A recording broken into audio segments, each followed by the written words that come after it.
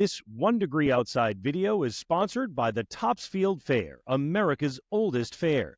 You can pre-order your admission, meal, and ride tickets today at topsfieldfair.org and join the fun October 4th through 14th, conveniently located on Route 1, just off of Interstate 95. Hi, Matt Noyes, Monday Insights. That deeper dive into meteorology, the why behind the forecast. There's a lot to talk about. We're really going to focus on Florida, what's going on down there as well. But need to make sure to thank our sponsor, the Topsfield Fair. So grateful for the Topsfield Fair support so we can continue to bring this to you. And the fair runs now right on through October 14th. It's amazing weather, especially from this point out. Things look great. Tomorrow at the fair, you got a lot going on. You got a parade that's going to be across the grounds. You got a lot of other events that are happening. The temperature's going to be in the mid-60s with, unlike today's rain, that stuff should be gone. It should be a very nice day for us, a fair day overall. Over the last 24 hours, we're dealing with some of the rain right now. So you're still seeing the totals expanding into New England. Down in Florida, there's already been a ton of rain, and that's well ahead of Milton, which is the tropical system. Is going to come in there at midweek this week. You can see here at home, the rainfall amounts are lighter the farther south you go, but a lot of us starting to get into that rain again. That's been marching from west to east. We kind of ran that down for you. Danielle did in Noyes' notes and 1 Degree Outside today, which you can find on the homepage, 1degreeoutside.com. But this is designed to go to the next step and say, all right, what's coming up next and what's driving all this? So at the jet stream level, you've got a trough or a dip in the jet stream coming into the northeast. Now, there's colder air aloft with this, but it's also dragging some colder air at the surface. Having the colder air aloft is what causes the clouds and showers to pop up. And that's why today you've got some of the showers around a little surface area of low pressure developing just off the coastline. There is drier air waiting to move in, but that jet stream disturbance doesn't go away right away. So over the next couple of days, you're still going to find that it's around. Notice the clouds kind of build over the course of Tuesday, especially during the afternoon. Wednesday is going to be very similar for us. The clouds will build. There may be a shower that pops here and there. And Thursday morning, I don't know if you follow us on social media. The number 1 Degree Outside is our handle on all social media accounts. But we put some out this weekend that our in-house proprietary guidance was putting out first flakes in parts of northern New England on Thursday morning. We're going to take a look at the setup with that here in just a second. But it's that same jet stream trough that gradually brings in cooler air. So notice the high temperatures as we get through the day on Tuesday. The yellows are 60s. The greens are 50s for high temperatures. So it's a pretty good shot of cool that comes in. As you can imagine, this leads to the potential for frost during the overnights. We'll take a look at that here in a second as well. All right, let's start out down in the Gulf of Mexico. This is Milton, which continues to become better organized. It is sitting over very warm water. And part of the concern there is that this is going to be a steady ramp up. So to get up to a Category 4, potentially a Category 5 hurricane, certainly is not only within the realm of possibility, but right now it's most likely forecast is given by the National Hurricane Center to get up to a Category 4. Notice the storm makes its way to the north and east as a 4, comes down to a 3, which is still a major hurricane. You don't want to take the intensity literally here because that is one of the most uncertain parts of a hurricane forecast. But bottom line, when you look at this cone, you see it's pretty broad right into the west central coast of Florida with an arrival time during the latter part of the day, Wednesday into Wednesday evening, marching across the center of the state. This will have significant impacts on a whole bunch of levels. We're going to take a look at that in a minute, and then it would continue to move off to the north and east and move out over the ocean from that point forward. So in terms of your wind damage potential, you can see this is really what is severe wind damage up and down the western coast of Florida that would be expected, including at Tampa Bay.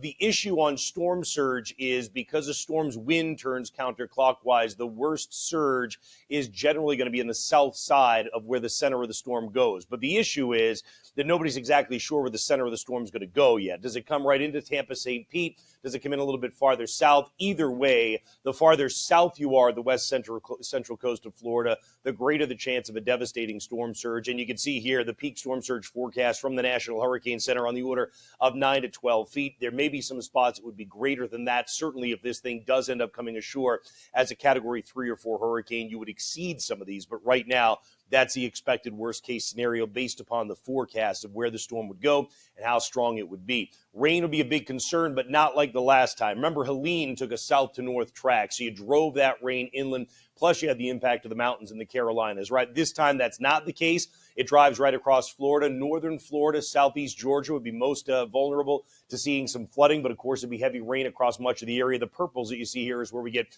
over 10 inches of rain. Now, admittedly, though, some of that is with the rain that's coming down now because there's actually some preceding rain that's been coming in across Florida and will continue to over the next several days. There is an isolated tornado risk with Milton as it comes through. That pretty much for the entirety of the Sunshine State, except for when you get far enough north and northwest of the track. Then there's Kirk. Kirk has been out in the open ocean. Kirk is not nearly as strong now. It was a major hurricane when we left off at the end of last week. Do you remember last week I told you it was going to make a run toward Europe? That has not changed. As you look at the forecast for Kirk, wow, look at this. The cone of probability from the National Hurricane Center brings it to the coast of France as a 45-mile-per-hour storm, trying to transition to a non-tropical system, but this is kind of a rarity out that way. So, this is right near the Bordeaux region of France. It'll be interesting to see what we end up hearing about damage done with Kirk as Kirk comes into the French coastline. Meanwhile, wave height here at home was elevated because of Kirk. Today is the maximum on that. We talked about in our Sunday evening essentials last evening that you've got some swell coming into the tune of 9-10 feet just offshore. Notice by tomorrow that's down to about 4 to 6 feet near shore, and then the farther offshore you go, you still have some 8-footers. But as we go deeper into the week, all that swell from Kirk subsides. Mostly you're just left with some wind wave that's going to be around by the time we get to the end of the week anyway.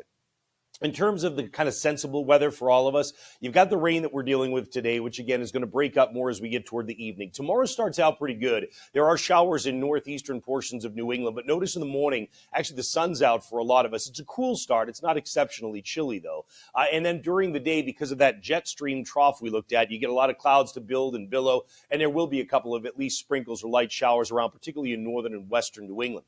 Wednesday, there's another one of these disturbances that comes in, this time a little reflection at the surface, call it a trough, as it drops in on top of us. That surface trough or wind shift does bring a couple of scattered showers on Wednesday afternoon. And this time there is about a 30% chance that it makes it down into parts of southern New England as well. And by the time we get to Thursday morning, there's not a lot left, but this is what I was saying that our proprietary in-house guidance here at 1 Degree Outside is putting out for first flakes in some of northern New England. Now, we've had some on the mountaintops already, but this would be something where even the valley floors may see a couple flakes mix in.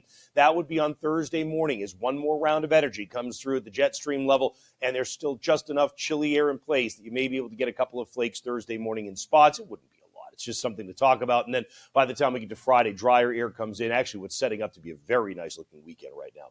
So high temperatures on Tuesday. Do not get out of the 50s in northern New England. And this is what sets the stage for frost on Tuesday night into Wednesday morning. Take a look across a lot of northern New England. You're going to be into that risk for frost. Basically, when you start getting down around 35, 36 degrees, that's not the freezing mark, but that's cold enough that what we call the laminar layer, the very small millimeter thick layer of air right above blades of grass and your plants and things like that, can get cold enough to cause a frost. It gets colder than the air temperature, and that is the case, we believe, in northern New England during the overnight Tuesday night.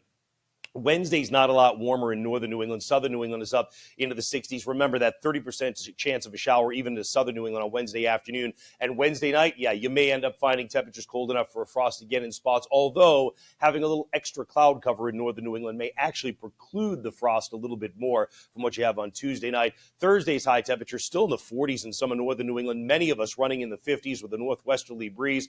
But we do get ready to turn things around. By the time we get to Friday, we're in the 60s, and it looks like we're back up around 70 by the time we get to the weekend, which shows up here in the Topsfield Fair 7-day forecast. We've got each of the events, big events that are kind of highlighted on each day there, including the big concerts coming up Wednesday, Thursday, Friday, Military Day for tomorrow. Notice temperatures are in the 60s, and there's Saturday, 70 degrees. Looks like a beautiful day. Actually, what an amazing stretch to go into the final weekend of the fair. So, all right, meanwhile, if you want to grab your Noyes 1 Degree Outside weather app, it's totally free to do it. You can grab it on the App Store or Google Play. Just search Noyes 1 Degree Outside weather. That's how things are looking on that deeper dive to the forecast. Stay safe. We'll see you again with more updates at 1degreeoutside.com.